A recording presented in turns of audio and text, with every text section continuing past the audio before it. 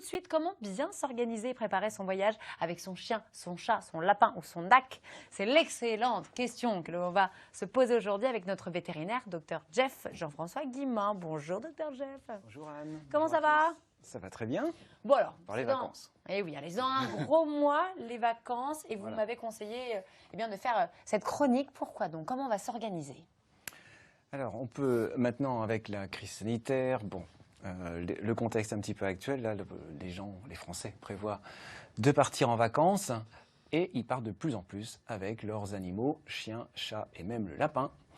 Et là, je vous conseille bien sûr de faire une checklist. Et dans cette checklist, il y aura, en fonction de l'endroit où vous allez, des formalités éventuellement douanières à préparer et des mises à jour vaccinales. Et là, il faut bien s'y prendre un mois avant. Alors, première chose à faire, peut-être déjà se poser la question. Alors, la première question, effectivement, c'est voilà. Alors ça, c'est conseil de famille. Il va falloir décider ensemble qu'est-ce qu'on fait et surtout se poser la question est-ce que mon chien va être bien en vacances, hein, mon animal, est-ce qu'il va être bien en vacances, hein. Donc pour prendre large, effectivement, le chien est un animal social, donc du coup, il va bien apprécier de partir avec vous, de partager ces moments-là. Bon, peut-être, et surtout, à mon avis, plutôt non pour le chat et le lapin, qui sont des animaux territoriaux, qui aiment bien leur maître, mais qui aiment autant leur espace de vie, et qui donc vont avoir souvent du stress, à la fois pendant le voyage et puis sur leur lieu de résidence futur. Ils peuvent avoir tendance même à s'échapper une fois arrivés sur le lieu de vacances. Ils ont envie de retourner chez eux, en fait, le chat. Oui, alors c'est la première chose à laquelle il faut penser, c'est que le chat, il faut le garder à l'intérieur de son lieu de résidence pendant au moins une semaine à l'arrivée, voire 15 jours, et puis des fois on est déjà reparti, que le chat n'est pas sorti, donc c'est pas sûr qu'il participe vraiment à l'esprit vacances. Donc autant faire garder son chat, par contre son chien, pourquoi pas l'amener? Est-ce que je peux l'emmener avec moi au bout du monde, mon chien? Alors le chien est sociable, bien sûr, il va apprécier de partir avec toute la famille. Hein. Ouais, Bobby l'adore.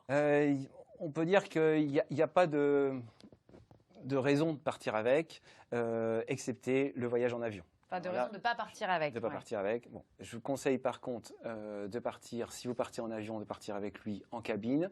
S'il fait moins de 6-8 kilos, on pourra le mettre éventuellement avec soi. Il faudra qu'il soit sage, bien sûr, hein. En revanche, si l'animal est plus gros, ou si la compagnie aérienne le refuse, il devra voyager en soute, et là je vous déconseille forcément la soute, risque d'hypothermie, et si vous faites en plus des escales, vous risquez les coups de chaleur ou l'hypothermie en fonction de l'endroit où vous êtes. C'est horrible d'animaux qui ont été retrouvés congelés en soute. Voilà, j'avais pas envie de revenir là-dessus, ça me fait trembler. Il y a des chiens aussi qui sont interdits en avion, et mauvaise nouvelle pour Obi, mon cavalier King Charles. Oui, donc les chiens dits brachycéphales, qui sont des chiens à face courte, donc on a le boxer, on a les bulldogs, le lhasa apso, le shih tzu bien sûr, le carlin.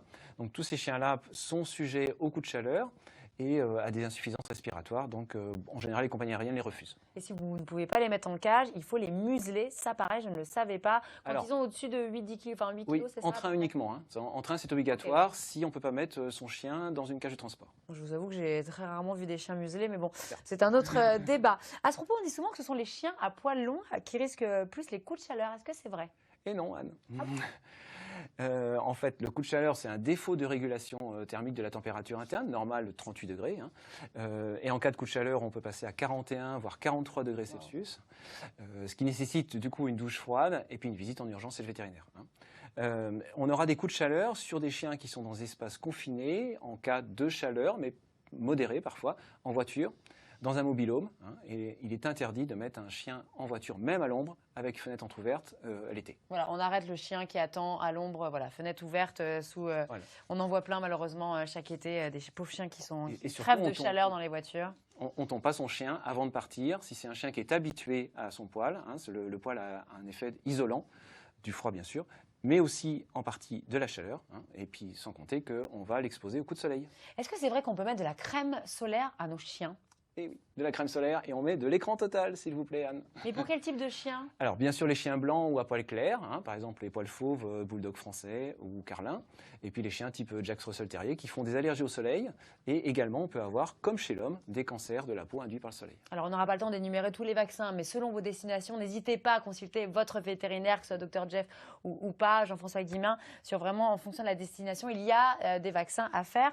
On a le temps néanmoins de parler très rapidement des conditions des chiens à la plage. Attention, là encore. Alors déjà, il faut une plage qui accepte les chiens. La plupart des plages acceptent les chiens, mais il faut voir les horaires, hein, souvent c'est le soir. Évidemment, à la plage, on fait attention à la gestion des coquillages, qui peuvent être toxiques, voire mortels. On surveille son chien, lui amène de l'eau aussi, hein, de l'eau douce. L'eau salée peut être avalée par le chien quand il a trop chaud et qui peut donner des problèmes digestifs graves. Et puis, quand on revient de la plage, on pense bien à rincer son chien pour enlever le sable qui est irritant pour la peau. Il faut toujours rincer son chien à l'eau claire. Je le fais une fois de retour de la mer. Merci beaucoup, Dr Jeff, Jean-François Guillemin, pour tous ces bons conseils. Une question, oui, et bonnes vacances avec un peu d'avance. Si vous avez des questions à poser à notre Dr Jeff ou à tout autre passionné hein, qui participe évidemment à notre programme vef.normandie@francetv.fr.